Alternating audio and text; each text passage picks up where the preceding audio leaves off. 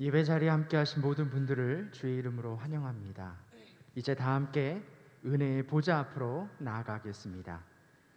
하나님은 영이시니 예배하는 자가 영과 진리로 예배할지니라.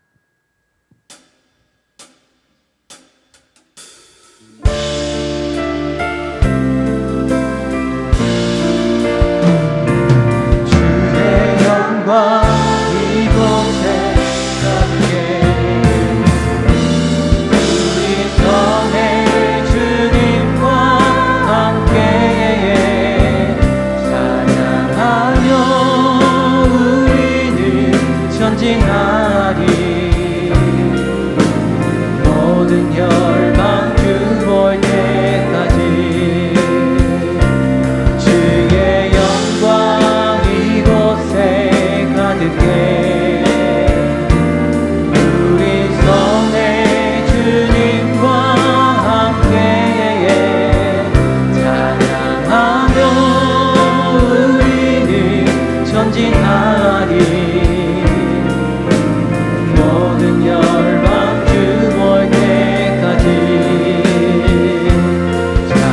찬양의 교향아 주께 영광 돌립니다. 이 점을 들어 모두 다 목소리를 높여서 크게 찬양하여라.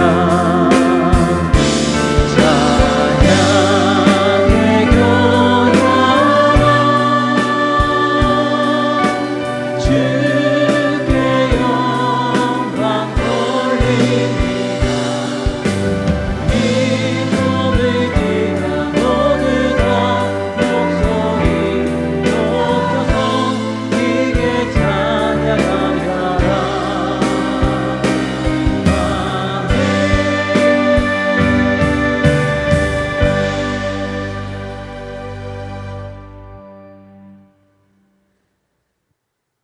긍휼이 풍성하신 하나님, 오늘도 하나님께서는 통회하며 자복하는 죄인들을 멸시하지 않으시고 용서하여 주실 것을 믿기에 이렇게 참여하는 기도를 올려드립니다. 복된 주의 성전으로 올라오지 못하고 각자의 처소에서 예배를 드리는 저희에게 긍휼을 베풀어 주옵소서. 지난 한 주간을 돌아볼 때 코로나와 무더위를 핑계로 기도하는 시간을 줄였고 말씀을 보며 봉사하는 일을 점점 멀리하였습니다. 가정과 일터에서 주님의 뒤를 따르기보다는 교만과 아집으로 살았습니다. 하나님을 사랑하기보다는 세상을 사랑했고 이웃과의 관계 속에서도 화해와 관용하는 모습보다는 시기와 질투가 넘치는 모습으로 살았습니다. 항상 기뻐하고 쉬지 말고 기도하며 범사에 감사하는 것이 우리를 향하신 하나님의 뜻인 줄을 알면서도 저희는 분냄과 음탕함과 쾌락에 젖어 한 주간을 보냈습니다. 사랑의 주님, 회개하오니 이 모든 죄와 허물을 용서하여 주옵소서. 이제는 하나님과 자신만 알고 있는 은밀한 죄악을 하나님께 아뢰며 나아갑니다.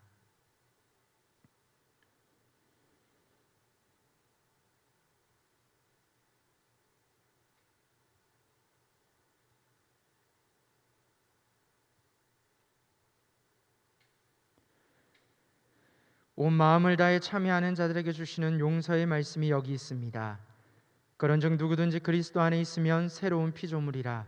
이전 것은 지나갔으니 보라 새 것이 되었도다. 이 말씀에 의지하여 전심으로 참여하는 우리 모두의 죄가 깨끗이 사하여졌음을 담대히 선언합니다. 아멘. 나는 전능하신 아버지 하나님 천지의 창조주를 믿습니다. 나는 그의 유일하신 아들 우리 주 예수 그리스도를 믿습니다. 그는 성령으로 잉태되어 동정녀 마리아에게서 나시고 본디오 빌라도에게 고난을 받아 십자가에 못 박혀 죽으시고 장사된 지 사흘 만에 죽은 자 가운데서 다시 살아나셨으며 하늘에 오르시어 전능하신 아버지 하나님 우편에 앉아 계시다가 거기로부터 살아있는 자와 죽은 자를 심판하러 오십니다. 나는 성령을 믿으며 거룩한 공교회와 성도의 교제와 죄를 용서받는 것과 몸의 부활과 영생을 믿습니다. 아멘.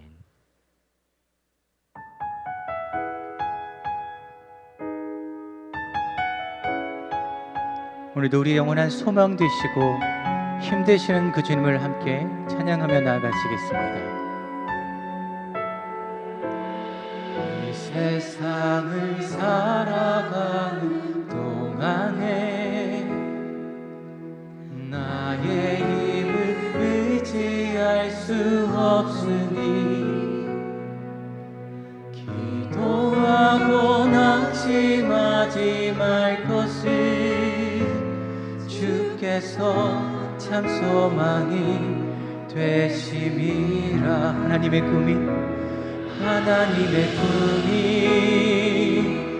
나의 비전이 되고 예수님의 성품이 나의 인격이 되고 성령님의 권능이 나의 능력이 되길 원하고 바라고 기도합니다.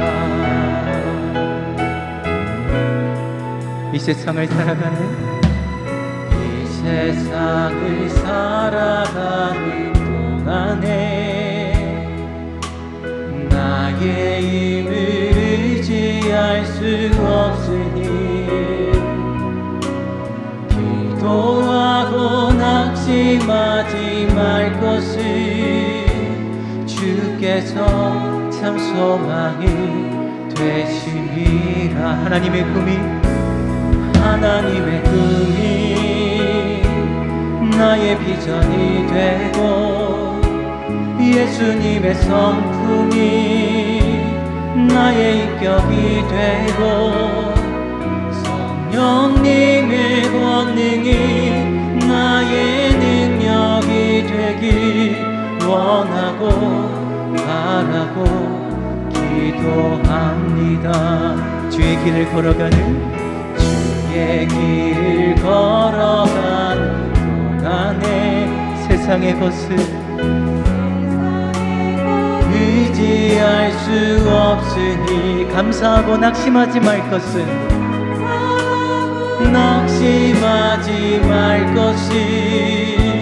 주께서 참 기쁨이 되심이라. 하나님의 꿈이 나의 비전이 되고 예수님의 성품이 나의 인격이 되고 성령님의 권능이 나의 능력이 되길 원하고 바라고 기도함. 하나님의 꿈이 나의 비전이 되고 예수님의 성품이 나의 인격이 되고 성령님의 권능이 나의 능력이 되길 원하고 바라고 기도. 우리 다시 한 번 더 고백합니다. 하나님의 꿈이 나의 비전이 되고 예수님의 성품이 나의 인격이 되고 성령님의 권능이 나의 능력이 되길 원하고 바라고 기도합니다.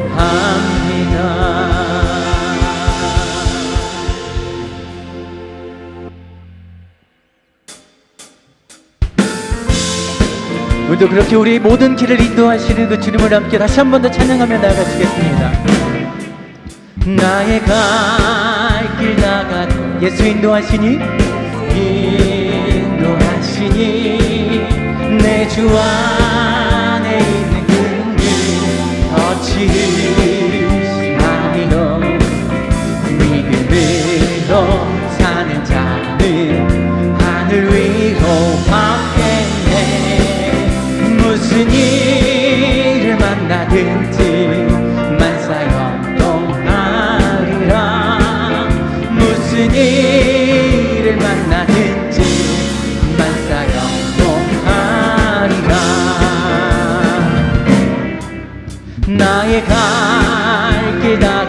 예수 인도하시니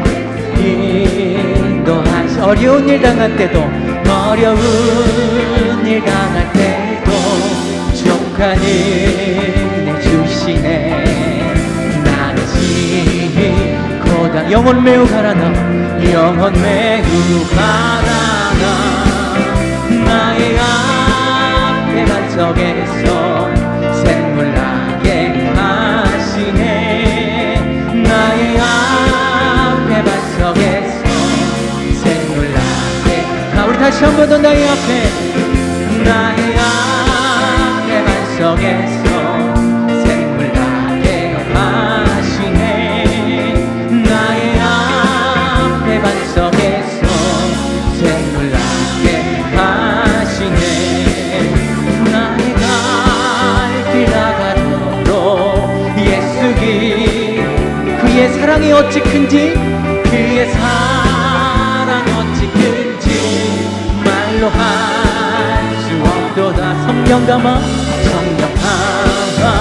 받은 영혼 하늘나라 갈 때에 영영 부를 나의 찬송 예수 기도 영영 부를 나의 찬송 영영 부를 나의 찬송 예수 기도 우리 다시 한 번 더 영영 부려요. 영영 부를 나의 찬송 예수 기도 하셨네. 영영 부를 나의 찬송 예수 기도 하셨네. 우리 모든 걸음을 인도하시는 그 주님, 어려운 때 힘주시는 그 주님을 찬양합니다. 우리 그 주님 앞에 큰 영광의 박수를 하다 바치겠습니다. 아멘.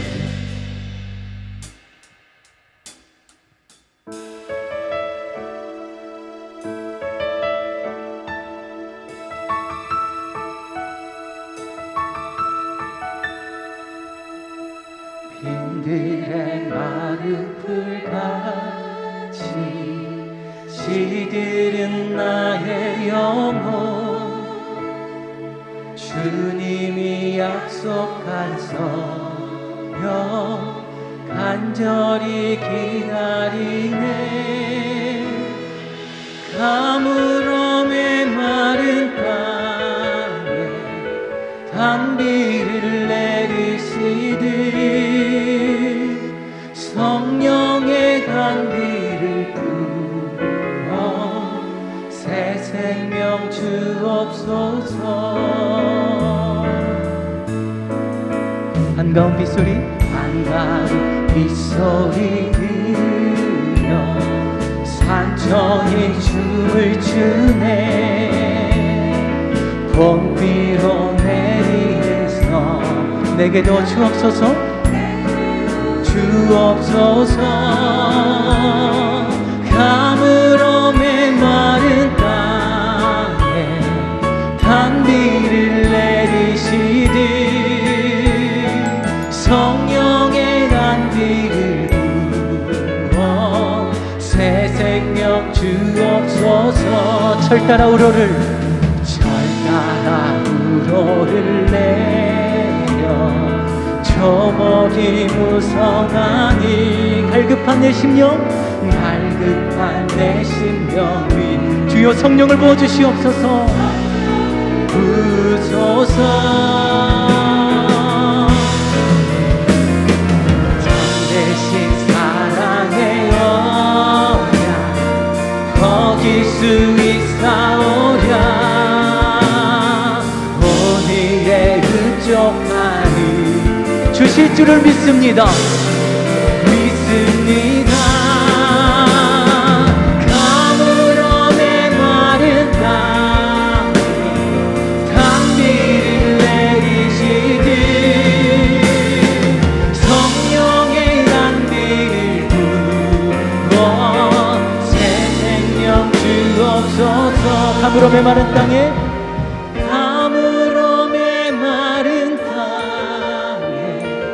단비를 내리시듯 성령의 단비를 부어 새 생명 주옵소서.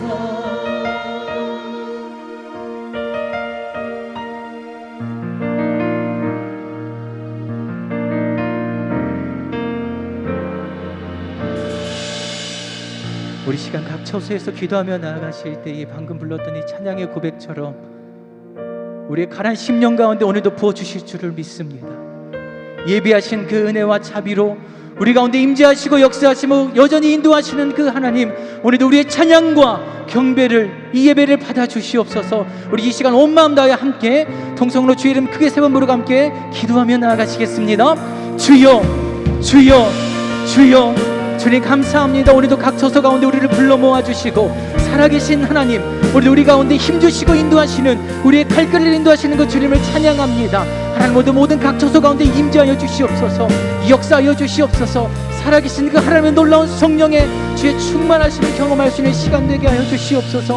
오늘의 주님 바라며 나갈 수 있는 모든 예배 자리 될 수 있도록 역사하여 주시옵소서.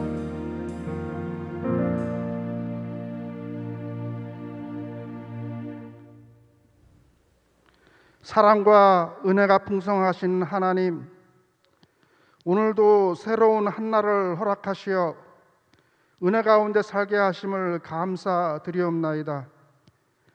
길이요 진리요 생명이신 주님, 우리가 지난 날을 돌아볼 때에 당연하다 여겨졌던 편안함과 풍성함과 넉넉함과 우리가 숨쉬는 공기와 해와 달과 별들과 바람까지도 하나님의 은혜였음을 고백합니다.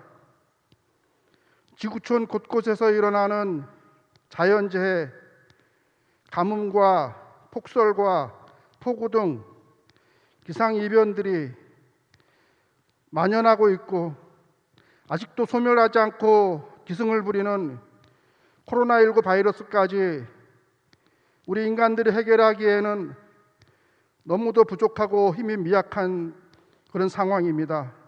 이에 주님만 바라보고 주님의 지혜와 능력을 구합니다.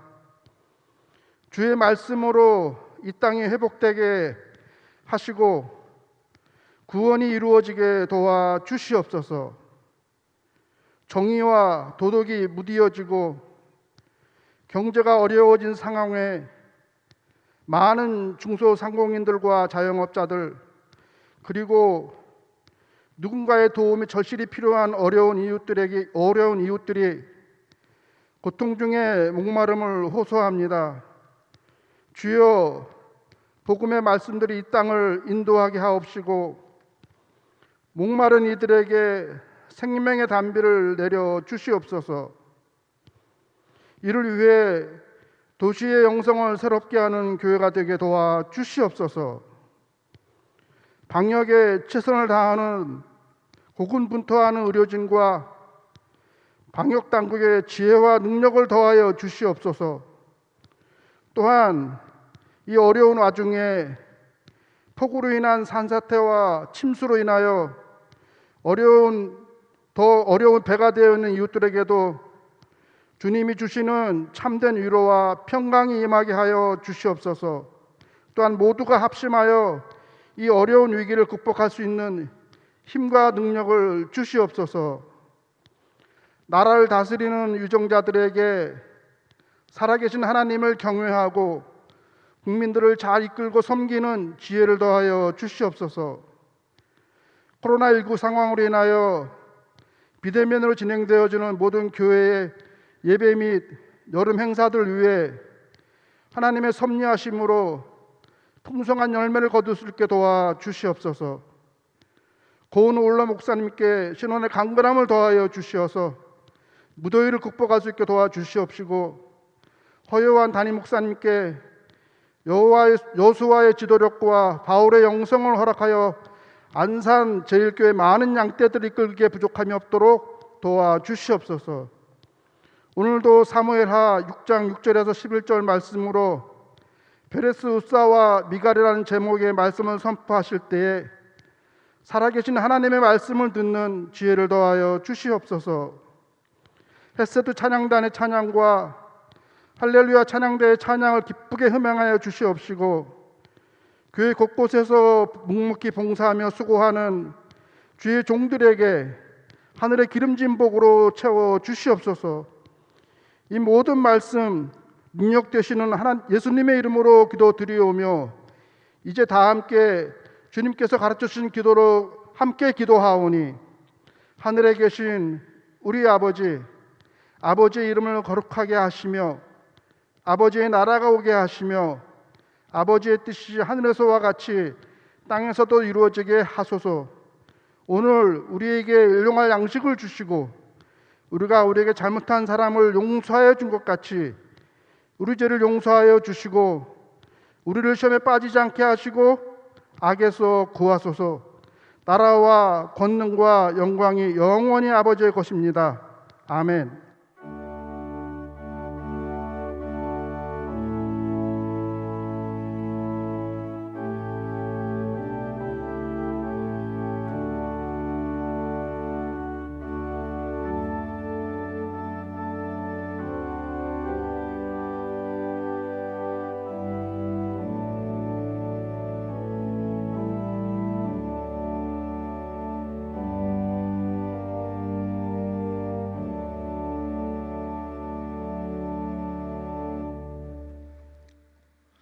할렐루야. 참으로 좋은 날입니다. 7월의 두 번째 주일. 비록 우리가 온라인으로 예배를 드리지만 우리 옆에 계신 분들 보이지 않아도 함께 우리 영상을 보시면서 함께 인사하시면 좋겠습니다. 여러분 사랑해요. 함께 인사하시겠습니다. 시작. 여러분 사랑해요. 여러분 최고 최고. 여러분 멋쟁이. 우리 서로에게 사랑의 박수로 함께 하겠습니다. 뜻하지 않게 사회적 거리두기 4단계로 격상이 되면서 저희가 조금 일찍 선제적으로 온라인 예배를 오늘부터 드립니다. 당분간 모든 예배는 비대면 온라인 예배로 드리게 되는 거 기억을 하시고요. 그렇기 때문에 새벽이든 주중이든 또 주일까지 현장에 우리가 모이지 않습니다. 백신 접종을 1차, 2차 모두 완료를 하셨어도 온라인으로 예배를 드리기 바라고요. 우리 교회 이름으로 모이는 소그룹은 일체 함께 모이지 않습니다. 꼭 기억을 하시고 아울러 모든 신방은 당분간 진행이 되지 않습니다. 장례, 결혼식, 유고 신방을 포함해서 모든 신방은 당분간 멈추는 거 꼭 기억을 하시고요. 우리 모든 부서 예배들도 비대면 온라인으로 예배를 드리게 되고 또 여름에 예정되어 있던 모든 사역들은 온라인으로 다 전환을 하게 됩니다.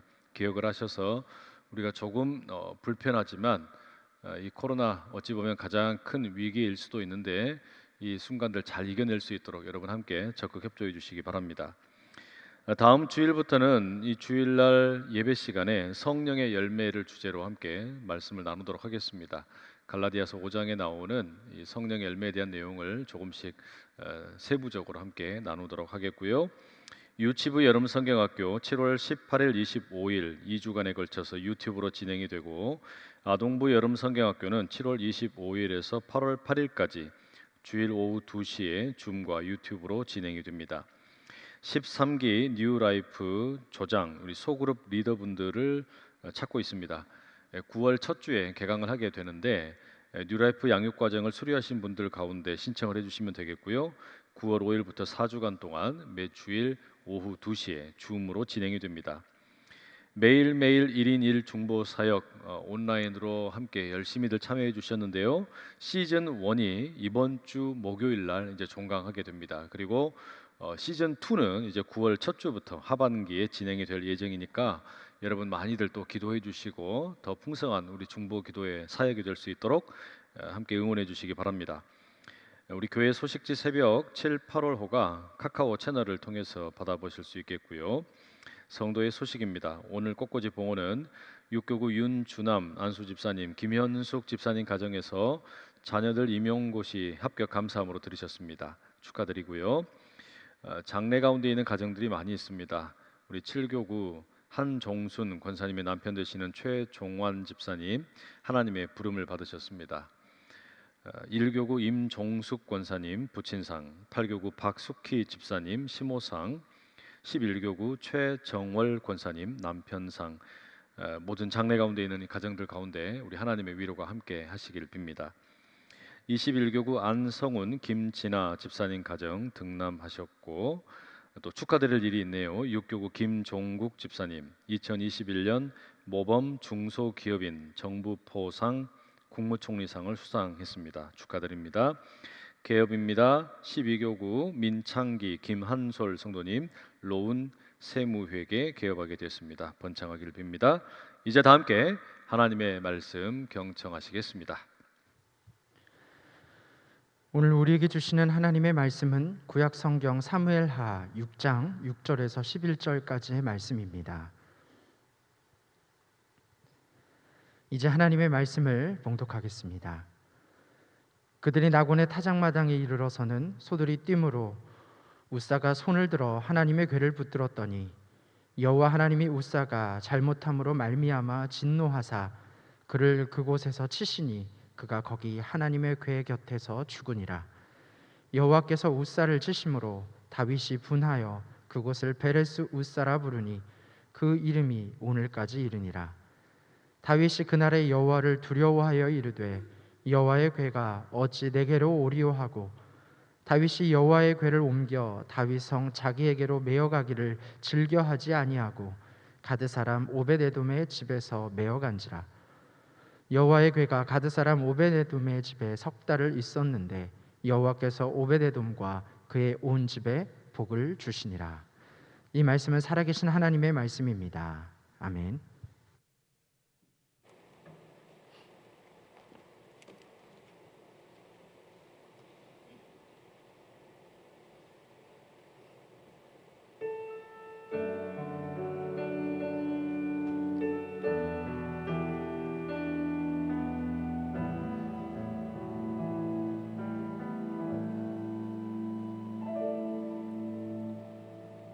나의 영혼이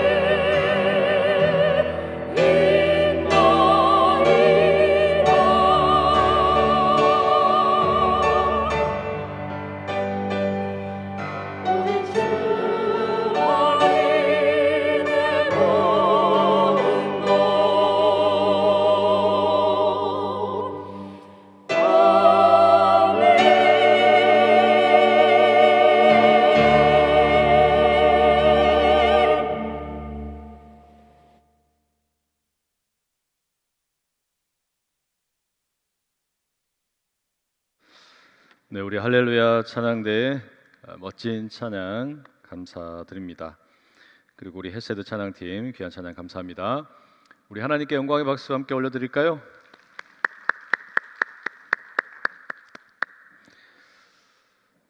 텅 빈 예배당에서 이렇게 또 예배를 드리니까 조금은 이상하기도 한데요. 아마 온라인으로 예배하시는 성도분들도 많이들 좀 낯설으실 수도 있겠다라는 생각이 듭니다. 그럼에도 불구하고 이 시간 하나님께서 우리 가운데 말씀하시고 그 음성에 귀 기울이고 응답하며 나가는 우리 모두 될 수 있기를 소망합니다. 오늘은 사무엘하 6장 6절에서 11절 말씀 본문으로 베레스 우사와 미갈 이런 제목의 말씀 함께 나누도록 하겠습니다. 오늘은 사무엘하 6장 전체의 내용이 사실상 설교의 본문이라 말하겠는데요. 주된 내용이 뭘까요? 이 언약궤라고 불리우는 하나님의 법궤가 귀환하는 내용을 다루고 있습니다. 이 일은 다윗에 의해 주도됩니다. 언약궤를 예루살렘으로 운반하는 일입니다. 그게 이 본문의 전체의 주된 내용입니다. 그럼 여러분 이게 뭐 중요합니까? 언약궤가 예루살렘으로 돌아온다라는 거, 이게 오늘 우리에게는 또 무슨 의미가 있겠습니까? 이 의미를 우리가 입체적으로 좀 이해를 해보려면 바로 앞에 나오는 사무엘하 5장을 먼저 읽어야 합니다. 그 내용을 보면 이스라엘이 참 오랜만에 평온한 상태를 맞았음을 알 수 있습니다. 하나님께서 세우신 이 다윗이라는 걸출한 리더십과 함께 여러 전쟁에서 승리하게 됩니다. 다윗이 특별히 여부스 사람들을 몰아내고 예루살렘을 정복합니다. 그리고 예루살렘을 이스라엘의 수도로 삼게 됩니다. 그 이름을 다윗성이라고 붙이기도 하지요. 이때부터 예루살렘이 명실공히 이스라엘의 정치의 중심, 수도가 되는 것입니다. 뿐만 아니라 이 다윗 왕이 두로 왕 히람의 도움을 받아서 백향목이라는 좋은 나무로 자기의 궁전을 짓게 됩니다. 그곳에 또 많은 부인들을 두게 되고 많은 자녀들을 얻게 됩니다. 이 다윗 개인적으로도 예루살렘의 수도를 이전할 뿐만 아니라 왕궁을 짓고 가정에 많은 숫자의 자녀들을 두면서 안정을 얻게 되었습니다. 그리고 또 하나 우리가 사무엘하 5장에서 눈여겨볼 내용이 있는데, 이스라엘이 블레셋이라는 이 난적을 2번이나 철저하게 이겼다라는 점입니다. 이것은 과거의 스라림 패배를 되갚아주는 정말 멋진 승리였습니다. 거슬러 올라가 보면 사무엘상 4장에 이스라엘이 블레셋에게 2번이나 아주 철저하게 패배를 당한 적이 있습니다. 당시 처참한 패배의 기록을 사무엘상 4장 10절과 11절에 이렇게 담고 있습니다. 블레셋 사람들이 쳤더니 이스라엘이 패하여 각기 장막으로 도망하였고 살육이 심히 커서 이스라엘 보병에 엎드러진 자가 3만 명이었으며 하나님의 궤는 빼앗겼고 엘리의 두 아들 홈니와 비느하스는 죽임을 당하였더라. 철저하게 패배했었습니다. 그런데 바로 그러한 치욕적인 2번의 패배를 2번의 통쾌한 승리로 되갚아준 겁니다. 이제 남은 일은 딱 하나입니다. 빼앗겼던 하나님의 언약궤를 새로운 수도 예루살렘으로 옮겨오는 일입니다. 사무엘하 6장 1절에 의하면 이 일을 위해서 다윗이 무려 3만 명의 인원을 동원하게 됩니다. 아니 도대체 언약궤가 뭐라고 이렇게 많은 인원을 동원합니까? 이렇게 비유 드리고 싶어요. 우리나라 국가대표 축구팀이 아주 중요한 경기를 하게 되면 그 스테디움에 응원단 전체를 뒤덮는 대형 태극기가 등장하곤 합니다. 왜 이렇게 태극기를 활용하는 것이겠습니까? 그 필드에서 뛰고 있는 경기에 임하는 선수들에게 전 국민이 당신들과 함께하고 있다, 뭐 이런 걸 보여주려는 거 아니겠어요? 그렇습니다. 이 태극기는 단지 이 천 쪼가리가 아니라 대한민국의 상징입니다. 이 마찬가지예요. 오늘 본문 2절에 이런 구절이 나오죠. 그 궤는 그룹들 사이에 좌정하신 만군의 여호와의 이름으로 불리는 것이라. 언약궤라고 하는 것은 단지 그냥 어떤 나무가 아닙니다. 하나님께서 이스라엘과 함께 하신다는 것을 보여주는 가장 분명한 상징입니다. 그래서 바울은 이 다윗은 자신이 정복한 예루살렘, 다윗성, 이 새로운 이스라엘의 수도 가운데 언약궤를 모시고 싶었습니다. 바로 그렇게 될 때 예루살렘이 명실공히 정치의 중심일 뿐만 아니라 이스라엘 신앙의 센터, 중심 역할을 하게 될 것이기 때문입니다. 자, 그럼 여러분, 언약궤라는 것이 지금 어디에 있습니까? 다시 사무엘상 이 4장의 내용으로 돌아가 봅시다. 이스라엘이 과거 블레셋과 전쟁을 앞두고 언약궤를 좀 활용을 해보려고 합니다. 언약궤를 앞세우면 하나님께서 우리와 함께 하실 것이다. 그래서 우리는 어떤 전쟁에서도 승리할 수 있을 것이다. 이렇게 생각을 한 겁니다. 그런데 이들의 기대와는 달리 전쟁에서 블레셋에게 철저하게 패배하고 맙니다. 모두가 다 도망가 버립니다. 언약궤마저 빼앗겨 버리는 거예요. 신앙의 가장 중요한 상징이라고 할 수 있는 언약궤마저 블레셋 사람들이 빼앗아가 버립니다. 여러분, 이게 무엇을 말하는 거겠어요? 자기들은 하나님을 제대로 믿지도 않으면서 언약궤를 마치 부적처럼 생각을 한 겁니다. 그래서 이들은 철저하게 패배하고 말았습니다. 여러분, 이건 우리 역시 마찬가지 아니겠어요? 하나님의 말씀을 믿지도 않으면서 성경책을 부적처럼 가지고 다니는 사람들이 있습니다. 자동차에 성경책 놔두면 사고 나지 않을 거야. 가방에 성경책 들고 다니면 뭔가 문제 생기지 않을 거야. 천만의 말씀이에요. 믿음이 없으면 성경책을 100권, 1000권을 가지고 다녀도 아무 일도 일어나지 않습니다. 여러분, 우리에게 중요한 것은 이 성경책을 몇 권 가지고 다니느냐, 십자가 목걸이를 찾느냐 찾지 않았느냐, 이게 중요한 게 아니라 우리 마음의 중심에 진정으로 믿음이 있느냐, 거기에 있는 것이겠죠. 여러분, 블레셋의 경우는 어떻습니까? 이스라엘과 전쟁을 하고 난 이후에 이 묘하게 생긴 상자를 빼앗았습니다. 그리고 가지고 집으로 돌아갑니다.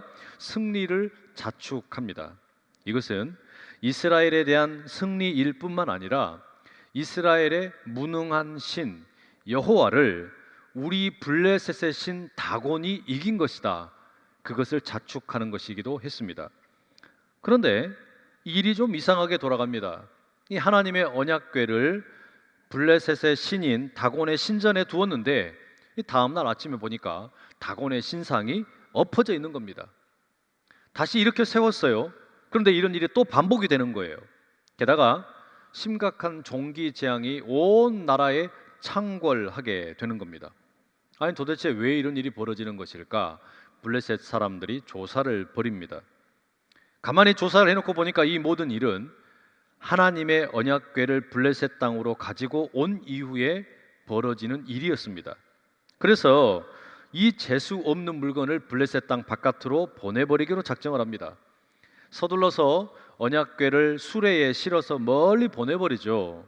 그렇게 우여곡절 끝에 우연히 아비나답이라는 사람의 집에 언약궤가 이르게 됩니다. 사무엘상 7장 2절의 기록에 의하면 아비나답의 집에 이 언약궤는 약 20년 동안 방치됩니다. 자, 그렇게 20년의 시간이 지난 뒤에 오늘 본문의 내용을 보게 되면 어떻습니까? 블레셋과의 전투에서 다윗이 연달아 승리를 한 이후에 이제 드디어 언약궤를 먼지 수북이 쌓여 있는 아비나답의 집에서 새로운 수도 예루살렘으로 모실 때가 되었다 판단하게 됩니다. 그래서 다윗이 3만 명의 인원을 동원하죠. 아비나답의 집으로 올라갑니다. 그 집이 산에 있었기 때문입니다. 언약궤를 옮기는 모든 과정은 순조롭게 진행이 됩니다. 새로운 수레를 준비했습니다. 그곳에 언약궤를 싣습니다. 그리고 산에 있는 아비나답의 집에서 출발을 하게 됩니다. 아비나답의 아들 우사와 아효가 익숙하게 이 수레를 이끌어 줍니다. 날씨도 끝내주고 바람도 선선하게 불어오고 모든 것이 완벽했습니다. 다윗과 이스라엘의 모든 사람들은 온갖 종류의 악기를 동원을 해가지고 하나님 앞에서 힘차게 찬양하고 노래를 부릅니다. 예루살렘으로 언약궤를 다시 모시게 되었다. 빼앗겼던 언약궤를 우리가 되찾게 되었다. 얼마나 감격스러웠겠어요? 그렇게 찬양하고 노래하는 가운데 이 행렬이 나곤이라는 사람의 타작마당을 지나게 되었습니다. 그때 이 울퉁불퉁한 길을 걷던 그 수레를 이끌던 소들이 뛰게 됩니다. 그리고 그 수레 위에 놓여있던 언약궤가 덜컹덜컹 하다가 떨어질 위기에 처하게 됩니다. 그 긴급한 순간에 웃사가 손을 쫙 뻗어 가지고 하나님의 언약궤를 붙들었습니다. 떨어지지 않도록 막았다는 이야기예요. 얼마나 이게 여러분 참 소중한 행동입니까? 귀한 행동입니까? 그런데 이게 어찌된 일인지 언약궤에 손을 댄 웃사가 바로 죽어버립니다. 본문 7절에 의하면 하나님께서 웃사에게 진노하셔서 그를 치셨다, 이렇게 기록이 되어 있어요. 여러분, 이게 무슨 말이겠어요? 지금 수레 바깥으로 너무나 소중한 언약궤가 떨어지는 것을 자기 몸으로 막은 것인데 하나님께서는 거기에 대해서 진노하시고 웃사를 죽여버리셨다는 거예요. 너무나 비극적인 일이 순식간에 일어났습니다. 일순간 음악 소리가 멈춰버렸습니다. 정적이 모든 공간을 덮어버렸어요. 거기 모여있던 3만여 명의 사람들이 침 한 방울도 꼴깍 삼키지 못할 정도로 얼어붙어 버렸습니다. 두려움에 사로잡힌 것이죠. 다윗은 자신의 눈앞에서 벌어진 이 웃사가 죽는 장면을 보면서 너무 화가 났습니다. 한편으로는 두려웠습니다. 아마도 하나님에 대한 두려움과 화가 양가 감정으로 폭발했던 것 같아요. 그러면서 소리를 지릅니다. 베레스 웃사! 웃사를 잡아 찢으셨다라는 뜻입니다. 다윗은 이렇게 위험한 물건을 자신의 곁에 두고 싶지 않았습니다. 그래서 결국은 이 언약궤를 예루살렘으로 옮기려고 했던 모든 계획을 다 취소시켜버립니다. 대신에 오벳 에돔이라는 사람의 집으로 대신 옮기게 됩니다. 언약궤는 오벳 에돔의 집에서 석 달 동안 머물게 되었습니다. 하나님께서는 그 기간 동안에 이 오벳 에돔의 집에 엄청난 복을 내려주셨습니다. 누군가가 오벳 에돔이 언약궤로 인해서 복을 받았다더라 소식을 다윗에게 전달해 주었습니다. 다윗은 자신의 그 분노와 두려움을 다시금 재차 돌아보게 되었습니다. 그리고 언약궤를 예루살렘으로 다시 운반하기로 결심하게 됩니다. 자, 여러분, 이와 같은 베레스 웃사의 사건 어떻게 이해하면 좋겠습니까? 성경을 읽다 보면 참 이해하기 어려운 많은 내용들이 있는데 그 중에 하나가 오늘 이 베레스 웃사 사건이 아닐까라는 생각이 듭니다. 특히 우리가 일찍이 알고 있는 하나님의 성품은 이 베레스 웃사를 그냥 찢어버리신 이 하나님의 모습과 너무나 상반되지 않습니까? 출애굽기 34장 6절과 7절에 보면 하나님께서 모세 앞에 자신을 드러내시면서 이렇게 스스로를 소개하셨습니다. 여호와께서 그의 앞으로 지나시며 선포하시되 여호와라 여호와라 자비롭고 은혜롭고 노하기를 더디하고 인자와 진실이 많은 하나님이라 인자를 천대까지 베풀며 악과 과실과 죄를 용서하리라. 하나님께서 스스로를 뭐라고 말씀하고 계세요? 나는 자비롭고 은혜롭고 노하기를 더디하는 하나님이다. 인자가 풍성한 하나님이다. 이렇게 말씀하셨단 말이에요. 그런데 그 하나님께서 어떻게 선한 의도를 가지고 수레에서 언약궤가 떨어지려고 하는 것을 막았을 뿐인데 그 웃사를 찢어서 죽이실 수 있냐는 이야기예요. 어떻게 베레스 웃사와 같은 사건이 일어날 수 있느냐? 현장에서 바로 그렇게 내려치실 수 있느냐? 어떻게 하나님이 이렇게도 참을성 없이 사람을 죽이실 수 있는가? 너무 이해하기 어려운 비극입니다. 오늘 본문을 읽는 누구나 왜? 라는 질문을 던지게 됩니다. 다만 그 질문에 우리가 할 수 있는 유일한 답이 있다면 앞서 인용해 드렸던 출애굽기 34장 그 7절의 뒷부분에서 근거를 찾을 수 있어요. 인자를 천대까지 베풀며 악과 과실과 죄를 용서하리라. 그러나 벌을 면제하지는 아니하고 아버지의 악행을 자손 3, 4대까지 보응하리라. 제가 앞에서는 의도적으로 이 그러나 이후의 말씀을 읽지는 않았습니다. 그러나 이후의 내용을 주목해야 합니다. 여러분, 이게 뭘까요? 하나님께서는 분명히 노하기를 더디하시고 오래 참으시고 인자하신 그런 하나님이십니다. 그런데 그러나 이후에 또 다른 내용이 있다는 건 그게 뭡니까? 하나님의 인자하심과 노하기를 더디하는 성품 외에 무언가가 더 있다라는 것을 의미합니다. 여러분, 그게 뭘까요? 거룩입니다. 하나님은 우리 인간과 전적으로 다른 분이라는 뜻이에요. 거룩이라고 하는 것은 사람이 하나님을 향하여 거룩하시고 자비로우신 이렇게 하면서 목소리를 깐다고 거룩해지는 게 아니라, 거룩이라는 의미 자체는 구별되었다는 뜻인데, 하나님이 거룩하다라는 것은 하나님은 인간이 아니라는 이야기예요. 하나님은 하나님이시다. 하나님은 우리와 전혀 다른 분이라는 것을 의미하고 있는 겁니다.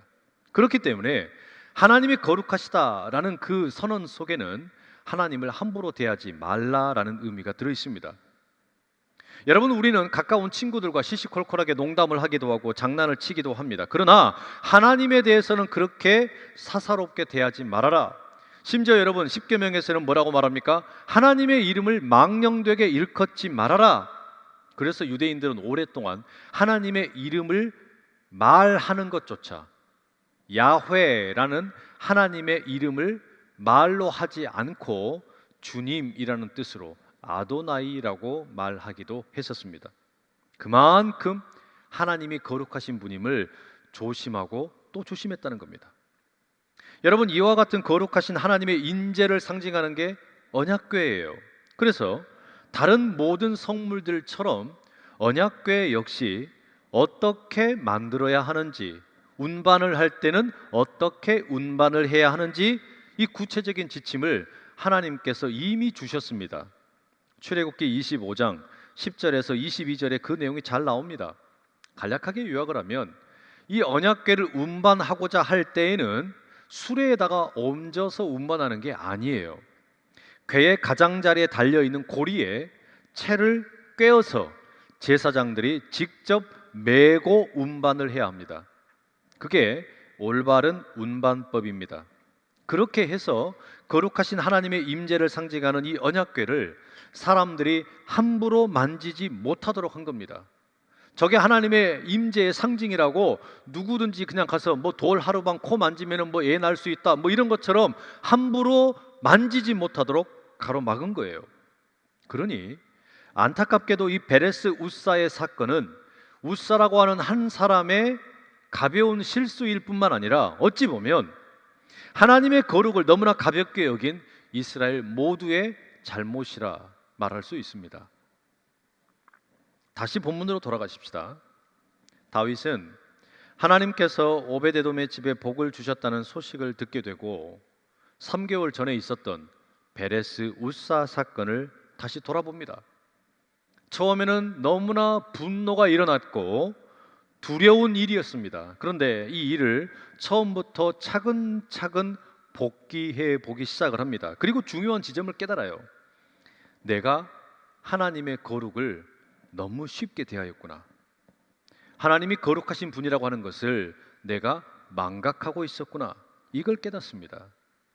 그래서 12절에 보면 오벳 에돔의 집으로 사람들을 이끌고 다시 갑니다.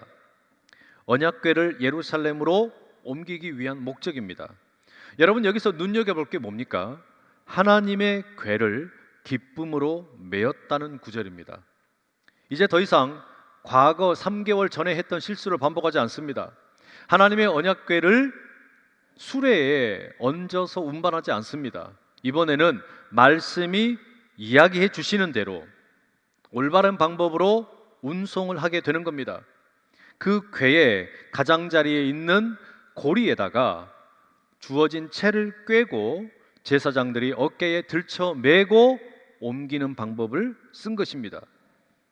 여러분, 이게 참 중요해요.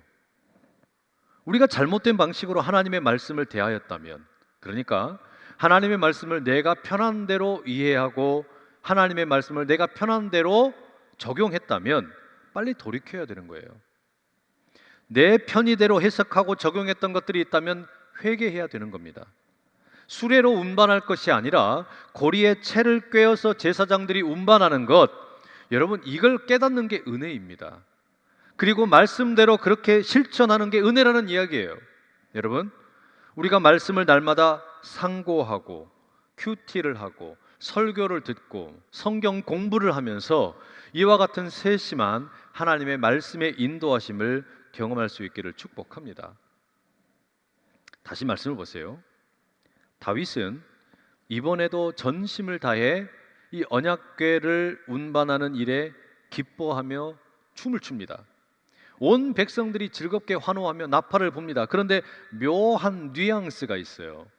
처음에 아비나답의 집에서 옮길 때에 비해 이 악기의 표현들이 축소되어 있습니다. 아마 사람들이 두려워하는 마음이 있었던 것 같아요. 그런데 다윗은 달랐습니다.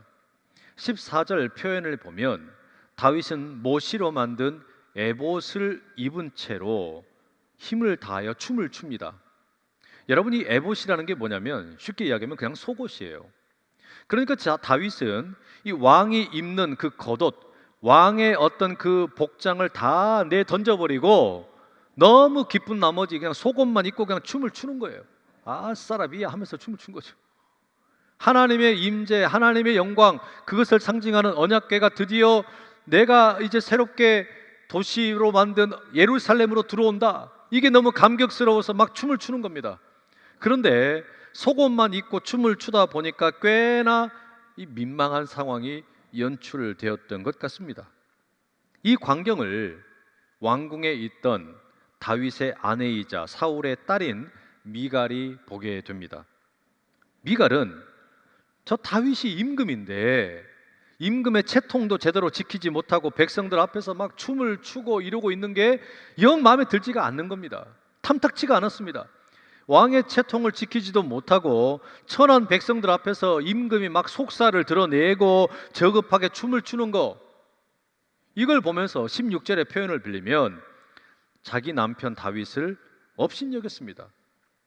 하지만 이런 미갈의 마음과 달리 다윗은 그냥 기쁘고 좋은 거예요. 그냥 너무너무 그냥 감격스러운 겁니다.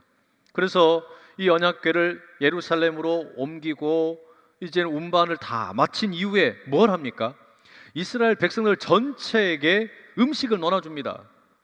떡도 나눠주고 고기도 나눠주고 건포도도 나눠줍니다. 이게 뭐 하자는 거겠어요? 우리가 잃어버렸던 하나님의 언약궤를 다시 찾았고 우리가 회복을 했으니 다 함께 축제하고 감사하며 기뻐하자, 뭐 이런 거 아니겠어요? 그리고 자신의 가족과 이 기쁨을 나누기 위해서 왕궁으로 돌아갑니다. 가족들에게도 이 기쁨을 함께 나누고 싶었던 것이겠죠. 다윗이 왕궁으로 들어갈 때 모든 가족들이 반갑게 맞아줍니다. 딱 한 사람 예외가 있었죠. 그게 누굽니까? 미갈입니다. 20절 말씀, 미갈이 이렇게 다윗에게 말합니다. 이스라엘 왕이 오늘 어떻게 영화로우신지 방탕한 자가 염치 없이 자기의 몸을 드러내는 것처럼 오늘 그의 신복의 계집종의 눈앞에서 몸을 드러내셨도다. 여러분, 이게 뭐예요? 비꼬는 거죠. 남편을 비난하는 겁니다. 신랄하게 비난을 합니다.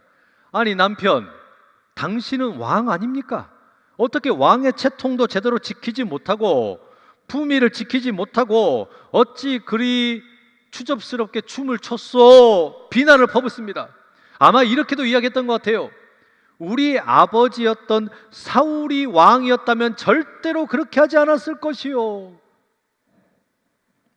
언약궤의 귀환으로 기쁨이 충만했던 다윗이 일순간 그 기쁨을 분노로 전환시켜버립니다. 너무 화가 났어요. 그래서 자기 아내인 미갈에게 21절과 22절에 이렇게 말합니다. 미갈, 당신 말이 맞소. 내가 주님 앞에서 이렇게 왕의 채통을 지키지 못하고 춤을 추는 거 분명히 좀 상스러워 보일 수도 있어. 그러나 하나님께서는 당신의 아버지인 사울과 그 집안이 명백하게 있음에도 불구하고 그들 모두를 다 물리치시고 나와 같은 자를 뽑으셔서 이스라엘의 왕으로 세워주셨소. 그러니 나는 하나님을 찬양할 수밖에 없고 나는 언제나 하나님 앞에서 이렇게 기뻐하며 뛸 것이요, 내가 이것보다 더 천한 모습으로 보일지라도 주님을 찬양하는 일이라면 더 낮아지고 싶소. 당신이 이야기한 저 계집종들은 나의 이런 모습을 더 존경하게 될 것이요. 여러분, 이게 다윗이 아내인 미갈에게 한 이야기입니다. 이 결론이 뭡니까?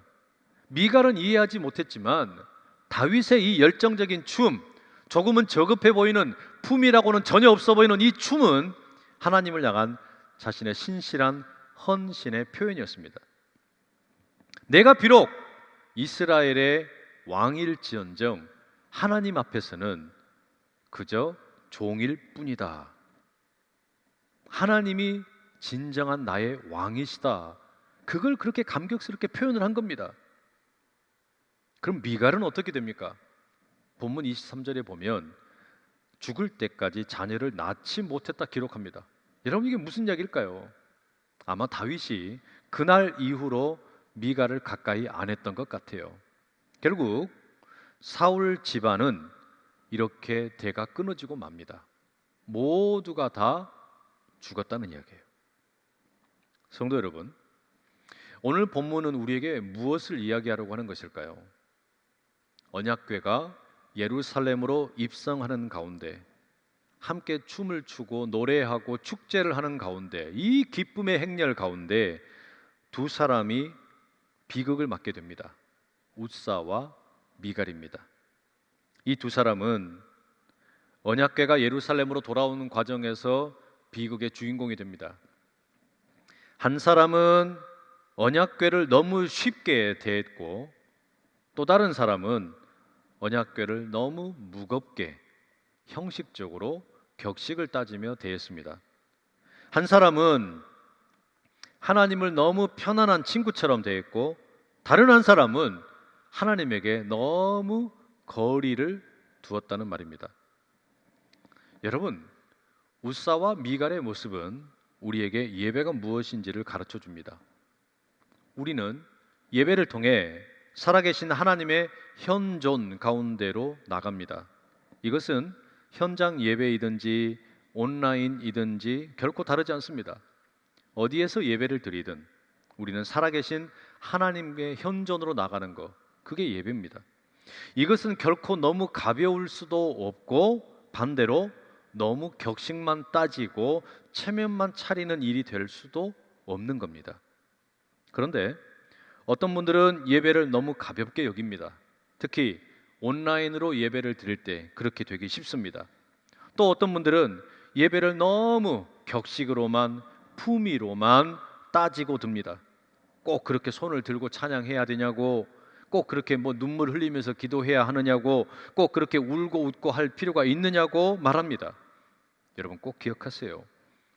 먼저 예배를 지나치게 편안하게 생각하는 분들, 특히 우리가 어쩔 수 없이 온라인으로 예배를 드리는데, 온라인으로 예배를 드리면서 하나님을 예배하는 자리에 편안하게만 생각하는 분들, 침대에서 혹은 소파에 기대서 예배를 드리시는 분들, 웃사를 통해 하나님의 거룩을 배우시기 바랍니다.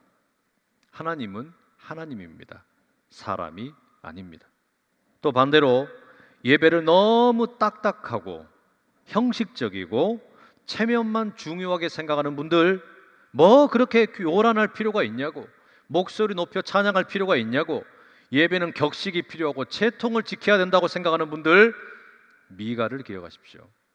하나님의 구원은 우리에게 감격을 주고 기쁨을 바라게 만드는 겁니다. 자, 그럼 여러분, 이제 우리는 어떤 모습으로 예배를 해야 하겠습니까? 이 언약궤의 의미를 다시금 한번 생각을 해보십시다. 언약궤라는 것은 하나님께서 하나님의 백성들과 언약을 맺은 자리입니다. 약속을 상징하는 겁니다. 그리고 그 약속은 예수 그리스도를 통해 온전히 성취되었습니다. 신약성경 히브리서 4장 14절과 15절은 우리에게 큰 대제사장이 되시는 예수 그리스도가 계신다 말합니다. 그분은 우리의 아픔에 공감을 하시고 우리를 하나님께로 인도하는 분이다. 하나님의 현존으로 인도하는 분이다라고 말합니다. 그래서 16절 이렇게 이어지죠. 그러므로 우리는 긍휼하심을 받고 때를 따라 돕는 은혜를 얻기 위하여 은혜의 보좌 앞에 담대히 나아갈 것이니라. 여러분, 이게 우리의 예배를 가능하게 만드는 예수 그리스도의 은총입니다. 무슨 말일까요? 언약의 성취가 되시는 예수 그리스도를 통해 우리가 하나님께로 나아갈 때 여러분, 예수님께서는 십자가의 죽으심을 상기시켜야 합니다. 예수님께서 십자가에 죽으셨다라는 게 뭘 말하는 겁니까? 하나님의 거룩을 이야기합니다. 우리의 죄로는 결코 하나님께 나아갈 수가 없습니다. 마치 웃사가 조심하지 못하고 언약궤를 손을 대었다가 그 자리에서 죽었던 것처럼 결코 우리는 우리의 모습 그대로는 하나님께 나아가지 못하는 존재인데, 예수님께서 십자가에 죽으셨다라는 것, 그것은 하나님의 거룩, 하나님은 하나님이시라는 것을 상기시켜 주는 겁니다. 동시에 그 죽으셨던 예수님께서 부활하심으로 이제 우리가 새 생명을 얻게 되었습니다. 그게 뭘까요? 형용할 수 없는 기쁨과 감격을 주셨다는 이야기예요. 그래서 여러분, 예수 그리스도를 힘입어서 우리가 하나님께 예배를 드린다는 것은 거룩하신 하나님, 두려우신 하나님을 깨달을 뿐만 아니라 동시에 그럼에도 불구하고 우리에게 주어진 은혜가 얼마나 큰가, 이 감격 가운데 나가는 겁니다. 여러분, 그렇습니다. 우리가 예수 그리스도를 힘입어 예배하는 자리에는 언제나 하나님이 참으로 거룩하신 하나님이심을 기억하는 일과 예수 그리스도를 통해 우리에게 주어진 은혜에 대한 감격의 선언이 함께 담겨 있는 겁니다. 그게 예수 그리스도를 통해 우리에게 주어진 예배의 은총입니다. 우리는 비록 코로나 바이러스가 다시 재확산하게 되고 이렇게 4단계로 올라가는 사회적 거리두기로 인해서 온라인으로 예배를 드립니다. 그렇기 때문에 오늘 다시금 당부드립니다. 온라인으로 드리는 이 예배 소홀히 여기지 마시고, 내가 드리는 이 예배 가볍게 여기지 마시고, 거룩하신 하나님 앞에 예수 그리스도를 통해 내게 허락하신 은총에 대한 감격을 가지고 나가는 이 두렵고 떨림과 은총에 대한 감격스러움을 가지고 힘차게 나아가는 아름다운 예배가 여러분이 계시는 곳, 그곳이 어디이든 귀하게 울려 퍼지는 예배 되실 수 있기를 간절히 축복합니다. 기도하겠습니다. 사랑하는 하나님, 코로나의 재확산으로 인해 우리가 온라인 예배를 드립니다. 하지만 이러한 때에 더욱 우리의 예배가 온전한 예배가 되길 소망합니다. 혹여 우리의 예배가 하나님의 거룩함을 훼손하는 베레스 웃사가 되지 않게 하시고, 형식과 체면만 중요하게 생각하다가 진정한 기쁨을 잃어버리는 미갈의 냉랭한 예배가 되지 않게 하옵소서. 바라기는 예수 그리스도를 통해 다시금 하나님은 거룩하신 하나님이심을 기억하게 하시고, 예수 그리스도를 통해 주어진 큰 은혜로 인해 기쁨과 감격으로 담대하게 나가는 우리 모든 예배자들이 되게 하옵소서. 거룩하신 예수 그리스도의 이름으로 기도드립니다. 아멘. 이 시간에는 김정은 함대희 청년, 김보람 사모님 함께 협주하실 때 하나님께 봉헌 드리겠습니다.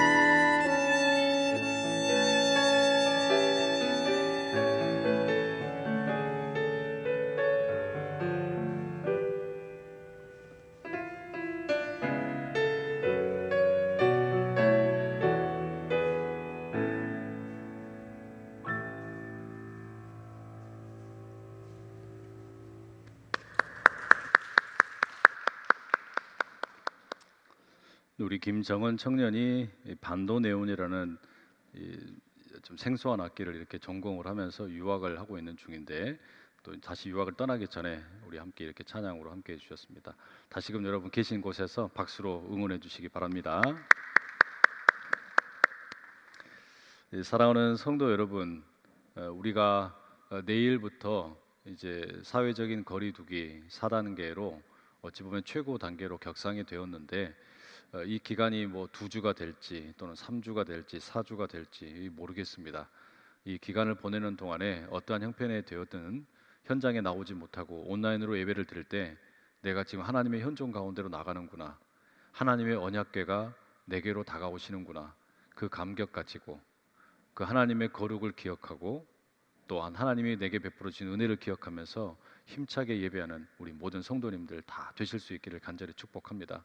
여러분들이 계시는 곳에 주님이 함께 하시고 성령께서 일하심으로 그곳이 가정이든 일터든 학교든 어디가 되었든 하나님의 나라를 든든히 세워가는 믿음의 일꾼들 다 되시기를 간절히 소망합니다. 기도하겠습니다. 사랑하는 아버지 하나님, 우리가 원치 않고 피하고 싶었지만 이 나라의 방역에 협조하고 뿐만 아니라 코로나의 확산세를 막기 위해서 우리가 함께 모여서 예배하지 아니하고 온라인으로 예배를 드리게 됩니다.